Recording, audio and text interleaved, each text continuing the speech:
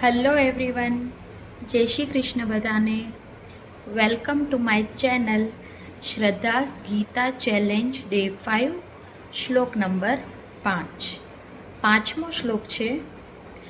ધૃષ્ટકેતુશ્ચેકિતાન કાશીરાજશ્ચ વીર્યવાન પુરોજિત કુંતીભોજશ્ચ શૈબ્યશ્ચ નરપુંગવ.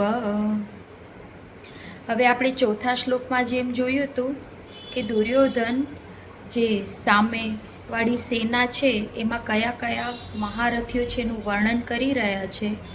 એમાં કાલે આપણે જોયા હતા અર્જુન, ભીમ, ધૃષ્ટદ્યુમ્ન, બરાબર છે. હવે આજે એ બીજા યોદ્ધાઓનું વર્ણન કરી રહ્યા છે. પહેલાં છે ધૃષ્ટકેતુ. હવે ધૃષ્ટકેતુ કોણ હતા? ધૃષ્ટકેતુ એ કેડી રાજ્યના રાજા હતા. હવે અને મેઇન એ શિશુપાલના પુત્ર હતા ધૃષ્ટકેતુ. હવે આપણને ખ્યાલ છે કે શિશુપાલ એ શ્રી કૃષ્ણ ભગવાનનો કટ્ટર દુશ્મન હતો, પરંતુ એ કટ્ટર દુશ્મન હોવા છતાં એમના પુત્ર ધૃષ્ટકેતુ એ પાંડવોના ખૂબ સારા એવા મિત્ર બન્યા હતા અને એમના જે મેઇન 7 સેનાપતિમાંના એક સેનાપતિ પણ હતા. એમને એમના પિતાનો સાથ ના દેતા એમને પાંડવોનો સાથ આપેલો છે. પછી બીજા છે ધૃષ્ટકેતુ ફર્સ્ટ આવ્યા, પછી છે ચેકિતાન. હવે ચેકિતાન કોણ હતા? તો ચેકિતાન એ ચેકિતાન કોણ હતા?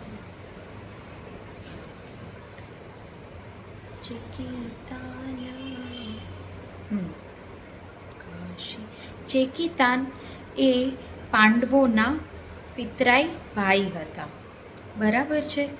એ શ્રુતિ કીર્તિ જે થયા એ એની માતા હતા અને એ કુંતા માતાની બહેન થતા હતા, એટલે ચેકિતાન એ પાંડવોના પિતરાઈ ભાઈ હતા. પછી ત્રીજા છે ધૃષ્ટકેતુ ચેકિતાન કાશીરાજ. હવે કાશીરાજ એટલે કાશી દેશના રાજા, જે આજના સમયમાં વારાણસી કહેવામાં આવે છે. હવે એના ઇતિહાસમાં બહુ જ બધા અલગ અલગ રાજાઓના અલગ અલગ ઇતિહાસ છે, પણ એક જે કાશીરાજ થઈ ગયા, એક તો કાશીરાજ હતા એ અંબાલિકાના પિતા હતા, જેને આપણને ખ્યાલ છે કે જે 3 હતા અંબાલિકા અને એ લોકોને ભીષ્મ પિતામહ પરણવાનું હતું, પણ ભીષ્મ પિતામહ પરણ્યા ન હતા અને એનો બદલો લેવા માટે અંબાલિકા શ્રીખંડીનું રૂપ ધરી અને યુદ્ધના મેદાનમાં આવ્યા હતા. એક તો એમના એ પિતા હતા અને એક બીજા કાશીરાજ એવી રીતે છે કે એ પાંડવોના ગાઢ મિત્ર પણ હતા, એટલે એમને એમનો યુદ્ધમાં સાથ આપ્યો હતો. પછી ત્રીજા છે ધૃષ્ટકેતુશ્ચકેતાન કાશીરાજશ્ચ વીર્યવાન પુરુજિત. હવે પુરુજિત હતા ને એ કુંતીના ભાઈ હતા, એટલે પાંડવોના મામા હતા અને એ પણ ખૂબ જ શક્તિશાળી હતા, એટલે એમને પણ યુદ્ધમાં પાંડવોનો સાથ આપ્યો હતો. પછી કુંતીભોજશ્ચ. એ કુંતીભોજશ્ચ છે એ કુંતી માતાના પિતાજી હતા અને એ પણ ખૂબ શૂરવીર હતા. હવે નાના હોય એટલે ઓબ્વિયસ છે કે એમના પાંડવોનો સાથ આપે જ, એટલે એ પણ એમના સાથીદારોમાં હતા. અને હવે છે શૈબ્ય.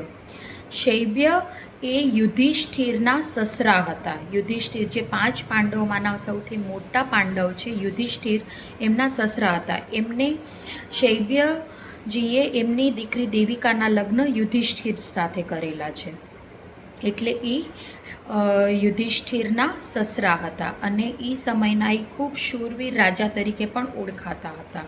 એટલે આ બહુ મોટા શૂરવીરો છે. આ દુર્યોધન આ શ્લોકમાં વર્ણન કરી રહ્યા છે.